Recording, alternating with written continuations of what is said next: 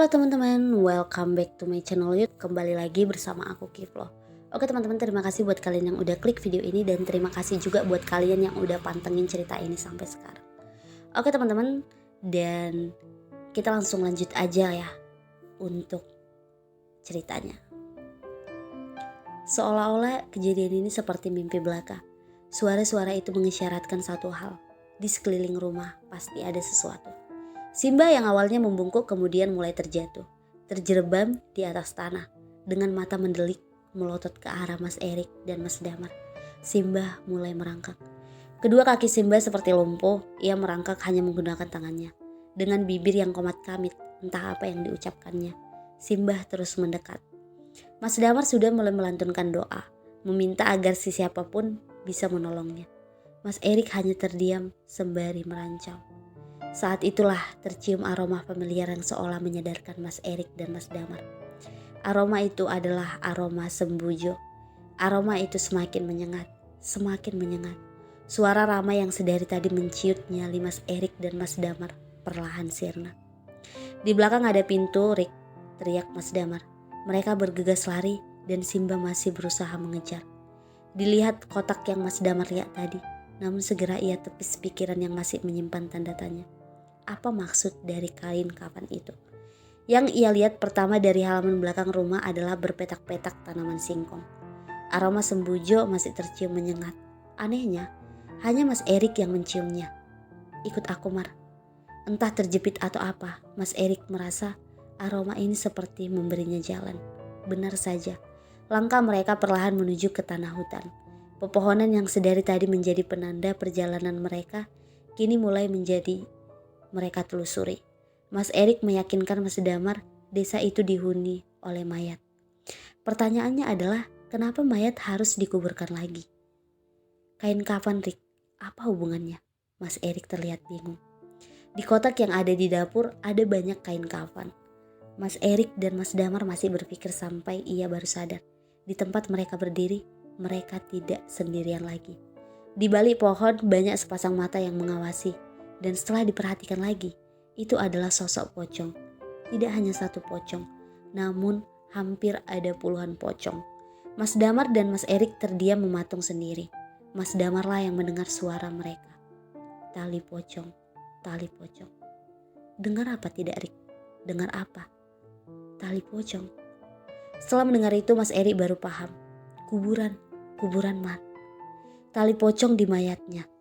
Belum ada yang dibuka. Mereka pun berlari membiarkan pocong-pocong itu mengikuti.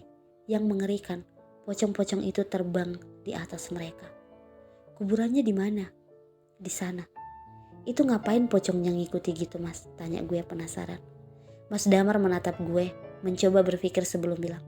Ini cuman asumsi sih. Tapi kayaknya ada hubungannya sama mbah-mbah yang kami temui, kata Mas Damar. Mas Erik seperti mengiyakan ucapan Mas Damar.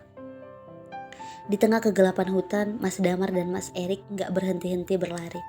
Alasannya manusia normal mana yang gak ketakutan diikuti hampir selusin atau lebih kain kafan terbang ke kiri dan ke kanan.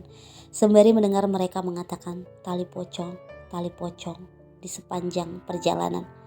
Setelah menembus rimbun semak belukar dan naik turun di atas menanjak, Mas Erik menunjuk sebuah gubuk satu-satunya. Mas Erik tahu gubuk itu penanda kuburan kembar itu. Kenapa disebut kuburan kembar? Rupanya ada dua pemakaman yang sejajar dan hanya terpisah oleh pagar bambu. Pasak yang digunakan untuk setiap makam pun hanya menggunakan pasak kayu, yang kebanyakan sudah lapuk tanpa ada penanda sesiapa yang akan dimakamkan di sana. Di sini keanehan terjadi. Pocong yang sedari tadi terbang di atas mereka, tidak ada satupun yang terlihat lagi. Mereka lenyap. Meski begitu, suara ayam yang pernah mereka dengar dari jarak jauh kini terdengar sangat dekat sekali. Sampai Mas Erik berasumsi suara ayam itu kemungkinan berasal dari pemakaman ini. Masalahnya di mana ayam itu berada? Lain hal Mas Damar, kini ia menciuminya. Aroma sembujo yang hanya tercium di hidung Mas Erik. Kini tercium juga di hidung Mas Damar. Wangi, kata Mas Damar. Sembari melihat ke sana kemari hingga Mas Erik menunjuk sesuatu. Gundukan tanah tempat pemakaman yang pernah Mas Erik lihat. Gokunu, mait sing dikubur. Semakin dekat suara ayam terdengar semakin jelas. Dan benar saja, dari jauh terlihat seseorang sedang menggaruk-garuk tanah di sekitarnya. Banyak dikelilingi ayam berwarna hitam legam. Ayam cemani, kata Mas Erik. Mereka melihat dari jauh apa yang siluet orang asing itu lakukan. Ish, teriak Mas Damar. Siluet itu melihatnya. Lah, itu kan si Imbah, katanya. Bukan takut lagi, tapi Mas Erik langsung lari, meninggalkan Mas Damar yang baru sadar dikatakan Mas Erik benar sekali.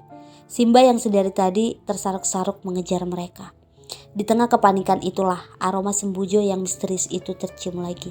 Lebih kuat dan mereka berdua bisa menciumnya sangat jelas. Ada apa sih dengan hutan ini? Disitulah entah karena kepepet atau apa, mereka malah mendekat ke sumber aroma sembujo itu.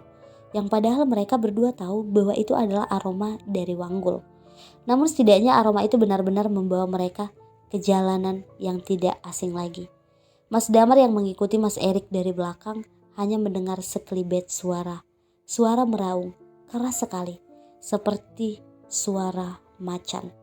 Tanpa memperdulikan apapun dan bagaimanapun, tiba-tiba mereka sudah sampai di tempat yang mereka cari selama ini. Pos kedua. Di sana mereka bisa melihat pagar besi, tempat di mana cagar satwa beroperasi. Dengan keinginan dingin, mereka mendekat. Ada sumber cahaya di dalam. Digedorlah pintu dan keluarlah pemuda setengah bayang memandang mereka dengan tatapan curiga. Oke teman-teman, mungkin sampai ini aja dulu ceritanya. Kita lanjutkan besok ya. Terima kasih buat kalian yang telah mendengarkan. Jangan lupa like, komen, dan subscribe.